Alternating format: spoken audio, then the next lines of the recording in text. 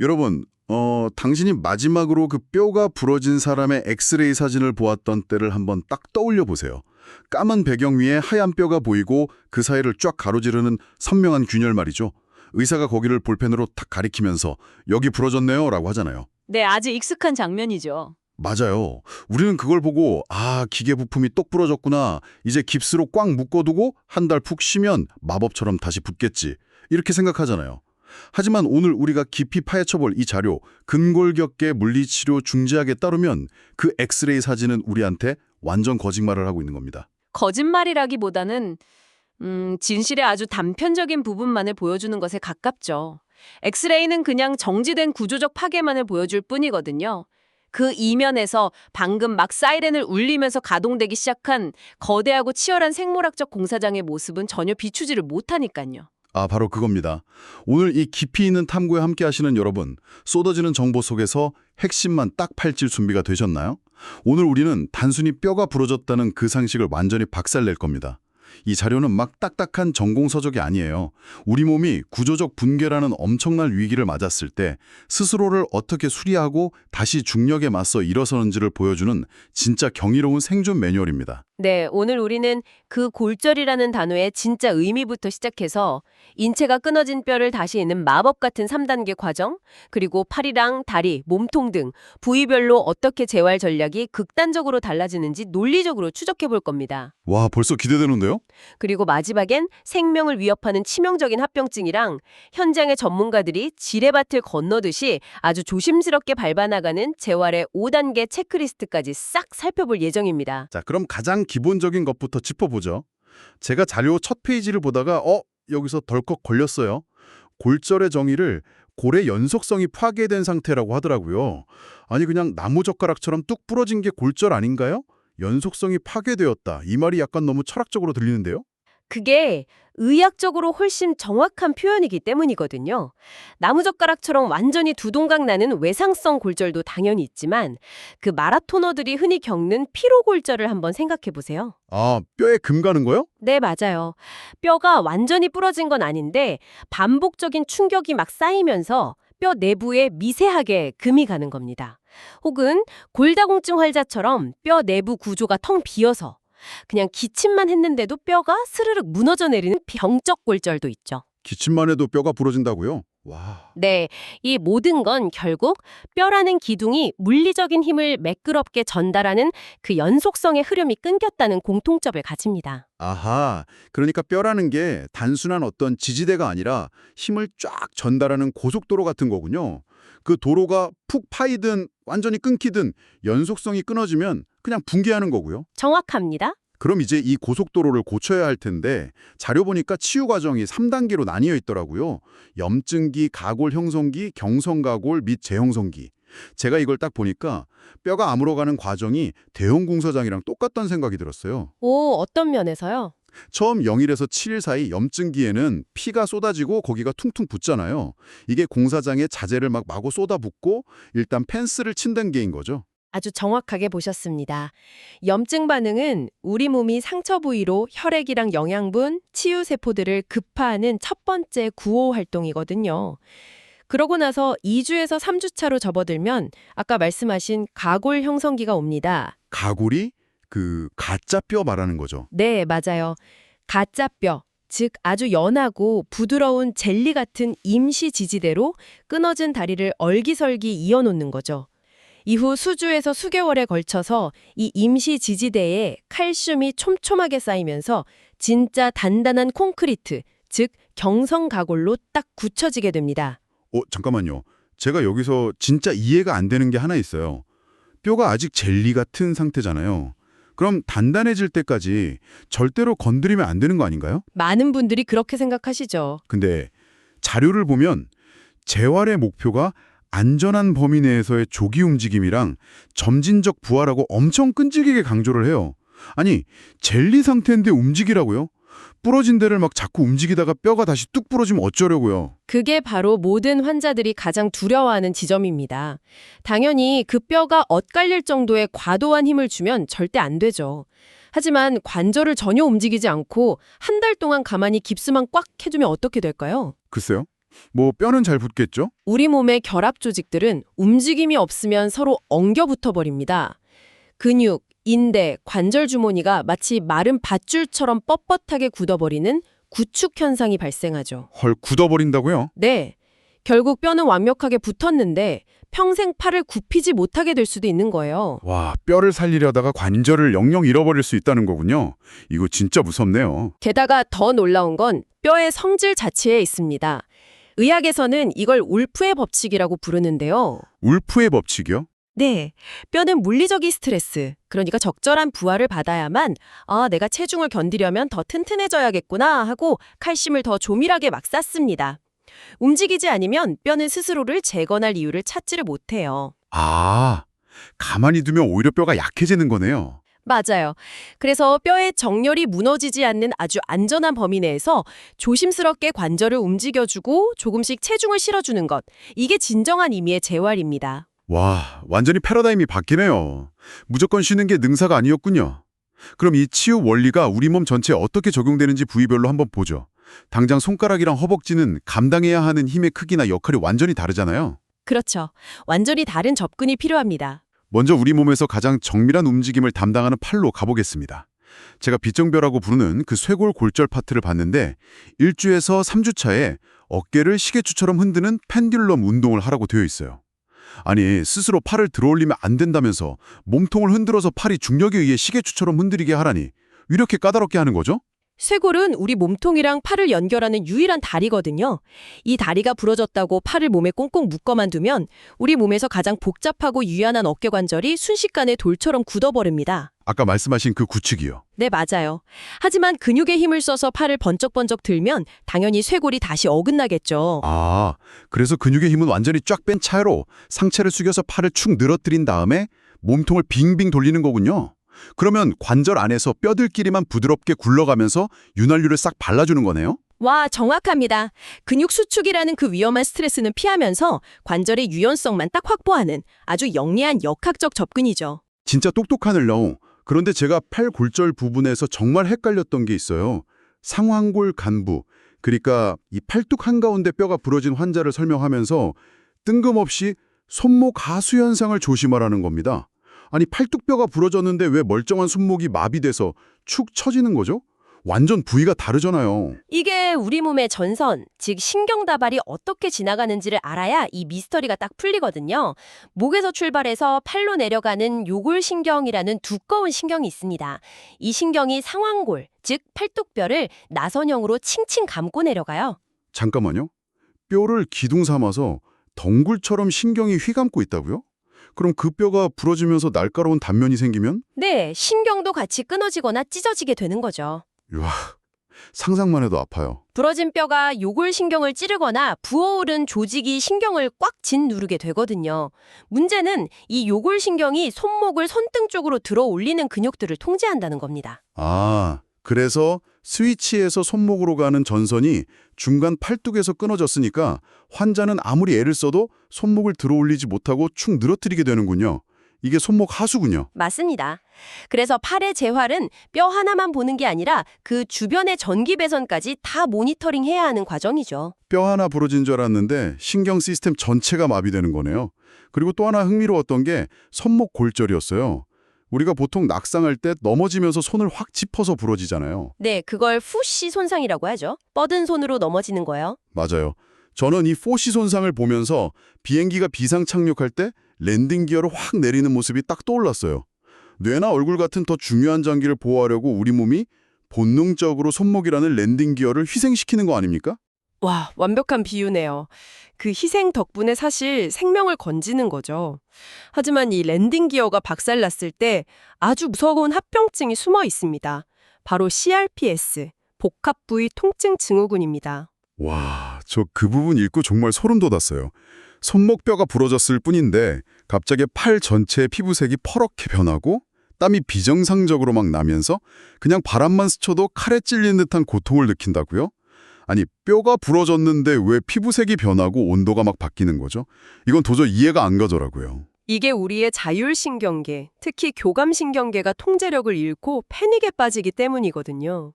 원래 교감신경은 우리가 위험에 처했을 때 혈관을 수축시키고 땀을 내게 하는 일종의 화재 경보기 같은 역할을 합니다. 아, 비상 시스템이군요. 네, 그런데 뼈가 부러지는 외상의 충격이 너무 크다 보니까 이 화재 경보기가 고장이 나버린 거예요. 불은 다 꺼졌고 뼈도 이제 낫고 있는데 경보기가 계속 윙윙 울리고 안 꺼지는 겁니다. 아하, 뇌가 계속 여기는 지금 심각한 응급 상황이다 이렇게 착각을 해서 그 부위에 혈류를 억지로 막아버리고 신경을 극도로 예민하게 만드는 거군요. 맞습니다.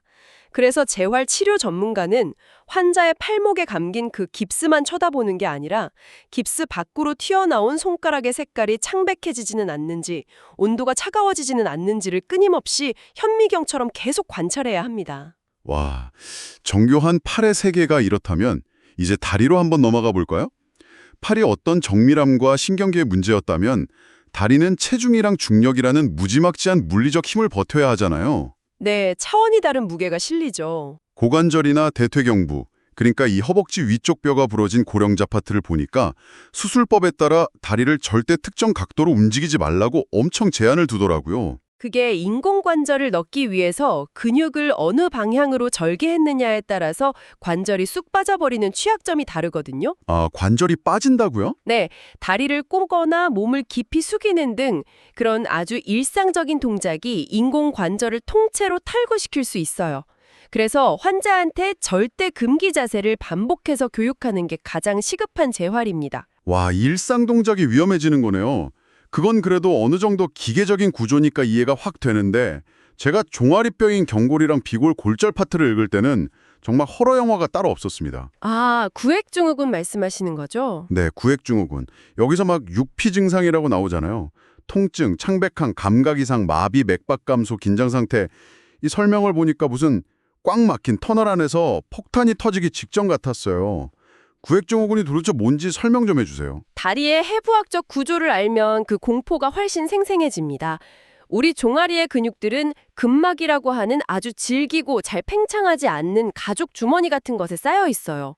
여러 개의 방으로 나뉘어져 있죠? 이 방들을 구맥이라고 부릅니다. 네네. 근데 뼈가 부러지면 내부에서 출혈이 생기고 염증 때문에 거기가 퉁퉁 붓기 시작하겠죠. 그렇죠. 발목 삐었을 때만 봐도 밖으로 엄청 부어오르잖아요. 그런데 종아리 근육은 늘어나지 않는 근막 주머니에 갇혀 있습니다. 피와 체액은 계속 쏟아져 나오는데 주머니는 팽창을 안 하니까 내부 압력이 정말 미친 듯이 올라가는 겁니다. 맙소사. 물이 꽉 찬 파이프 안에 계속 물을 밀어넣는 거네요. 밖으로 터질 수가 없으니까 그 압력이 안쪽에 있는 부드러운 신경이나 혈관을 닫히 눌러버리는군요. 지 못해서 질식하고 결국 괴사하기 시작합니다. 와, 괴사한다고요? 썩는 거잖아요. 네, 불과 몇 시간 만에 근육이 완전히 죽어버려서 다리를 절단해야 할 수도 있는 정형외과에서 정말 가장 두려워하는 초응급 상황이죠. 세상에. 뼈가 붓고 안 붓고의 문제가 아니네요, 이건. 그리고 다리뼈 하니까 제가 또 새끼발가락 쪽으로 이어지는 발등뼈, 제5중족골 골절, 흔히 존스 골절이라고 하는 거, 이 이야기도 너무 신기했어요. 같은 몸에 있는 뼈인데 왜 유독 이 부위만 피가 안 통해서 뼈가 안 붙는 현상이 잘 생기는 겁니까? 우리 몸이 참 완벽해 보이지만 해부학적으로 혈류 공급망이 아주 빈약하게 설계된 사각지대들이 있거든요. 이 제5중족골의 특정 부위가 바로 혈관이 들어가는 가지들의 끝과 끝이 만나는 경계선, 즉 워터쉐드 영역입니다. 워터쉐드요? 네, 쉽게 말해서 산소랑 영양분을 실은 택배 트럭이 아예 배송을 잘 안 가는 오지산간 마을 같은 곳이죠. 아, 택배가 안 오니까 복구자재가 안 오는 거군요. 맞아요. 그래서 다른 부위보다 치유 속도가 압도적으로 느린 겁니다. 아하. 그래서 발이나 다리를 재활할 때는 이런 취약점들 때문에 처음부터 체중을 팍 다 싣지 못하고 체중계나 발바닥 압력 센서 같은 걸 써서 부분 부하로 중력에 조금씩 적응해 나가는 거군요. 네, 아주 조심스럽게 접근해야 합니다. 자, 여기까지 사지, 그러니까 팔다리의 이야기를 해봤습니다. 그런데 깁스로 묶어둘 수 있는 팔다리랑 달리 우리 몸의 중심, 그러니까 생명 유지 코어인 가슴과 척추로 가면 이야기가 180도 달라집니다. 완전히 다른 게임이 되죠. 제가 갈비뼈 골자 조울대서 진짜 한참을 멍하니 있었어요.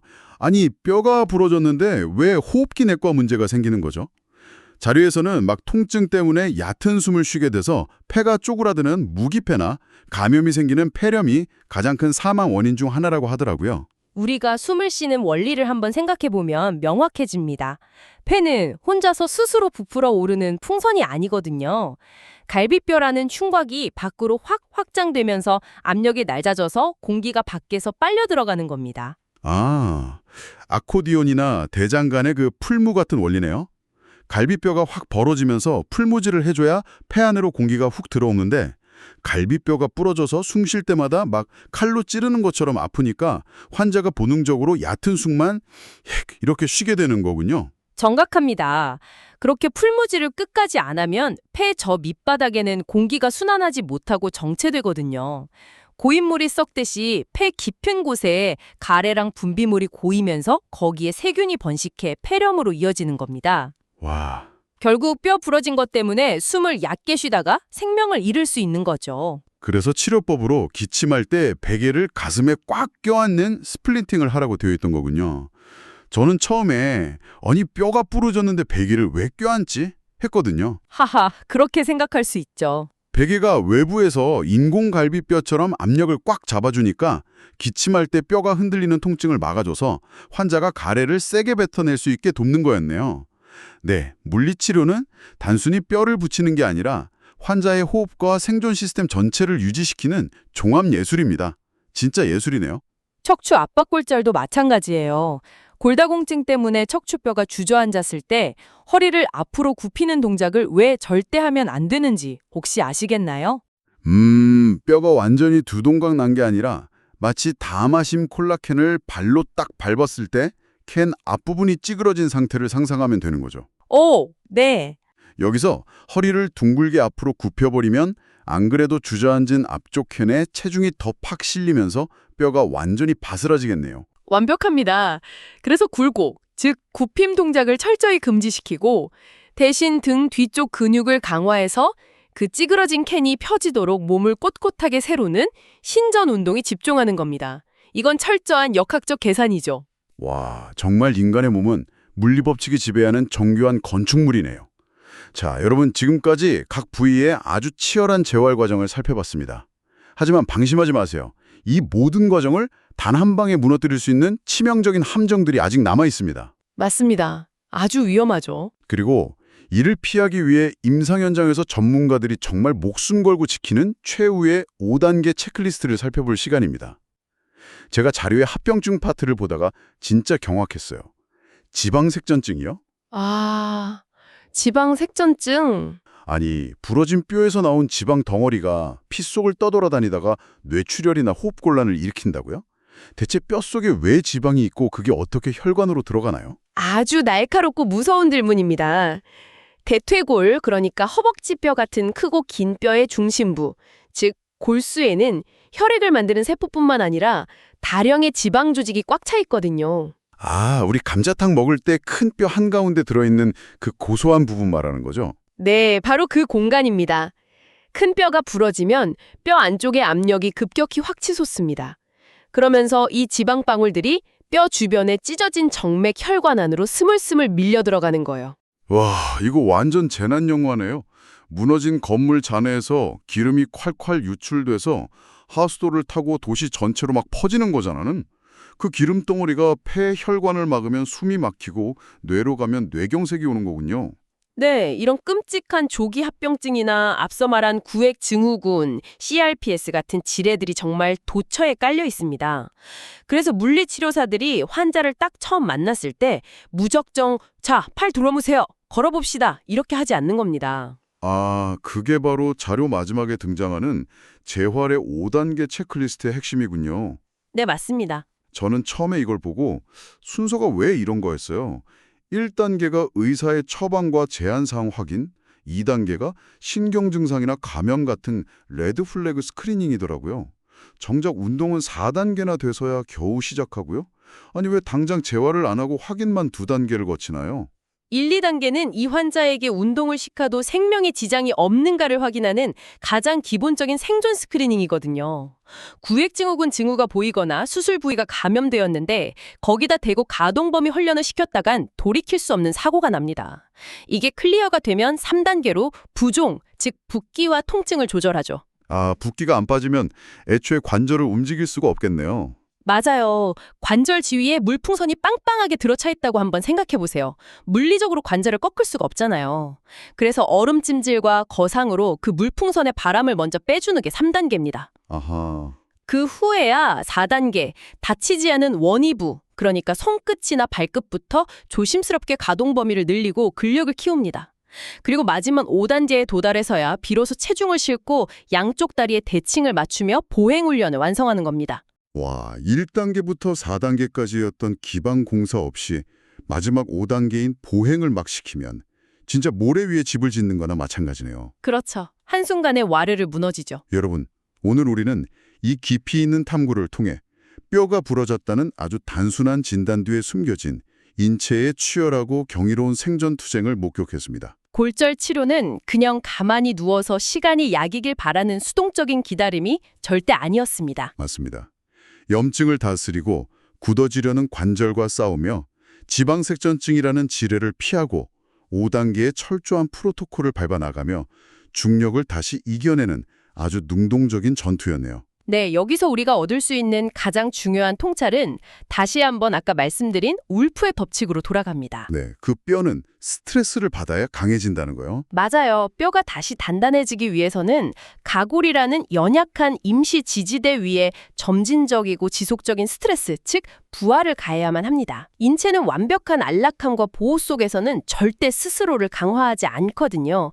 적절한 시련, 그리고 자극, 그리고 물리적 스트레스를 견뎌내야만 이전보다 훨씬 더 단단하고 치밀한 규조로 재탄생하도록 설계되어 있죠. 아, 정말 멋진 말이네요. 오늘 이 시간을 마무리하면서 지금 이 이야기를 듣고 계신 여러분께 한 가지 질문을 딱 던지고 싶습니다. 우리 몸의 뼈가 치유되는 과정이 완벽하게 증명하듯이 상처를 회복하고 더 강해지기 위해서는 회피가 아니라 반드시 딛고 일어서야 하는 부담이 필요합니다. 여러분의 삶에서 스스로를 튼튼하게 재건하기 위해 지금 피하지 않고 정면으로 마주해야 할 당신만의 점진적 부하는 무엇인가요? 지금 당장은 그게 관절을 움직일 때처럼 뻐근하고 두렵겠지만 그 무게를 피하지 않고 견뎌내는 과정 자체가 여러분을 그 어떤 충격에도 무너지지 않는 단단한 사람으로 다시 조립하고 있을 겁니다. 네, 처음 엑스레이에 찍혔던 그 절망적인 흑백의 균열이 여러분의 끊임없는 움직임과 노력을 통해서 세상에서 가장 튼튼하고 빈틈없는 연결고리로 딱 메워지기를 바랍니다. 오늘 살펴본 이 자료가 단순한 의학 지식을 넘어서 여러분의 몸과 삶의 위기를 바라보는 완전히 새로운 시각을 선물했기를 바랍니다. 우리의 경이로운 인체 탐구는 여기서 마치겠습니다. 여러분, 계속해서 질문하고 일상에 숨겨진 경이로움을 파헤치세요.